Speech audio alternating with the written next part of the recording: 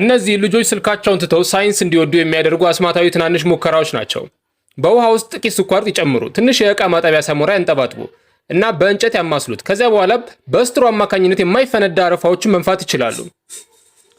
በፊኛ ላይ ፕላስተር ይለጥፉና በፕላስተሩ ላይ ትናንሽ ቀዳዳዎች ይብሱ። ፊኛው አይፈነዳም ብቻ ሳይሆን ልክ እንደ በረዶ የቆሙ የሚመስሉ የውሃ አምዶች ይረጫል። እንቁላል በንጹህ ውሃ ውስጥ ይሰምጣል። ነገር ግን በውሃ ውስጥ ትንሽ ጨው ጨምረው ካማሰሉ በኋላ እንቁላሉን ቢጨምሩት በውሃው ላይ ይንሳፋል። ይህ የሙት ባህር ወይም ዴድ ሲ ነገሮችን የማያሰጥምበት ሚስጥር ነው። በጉንዳን ዙሪያ በማርከር ክብ ይሳሉ። ጉንዳኑ ምንም ያህል ቢሞክር ከክቡ ማምለጥ አይችልም።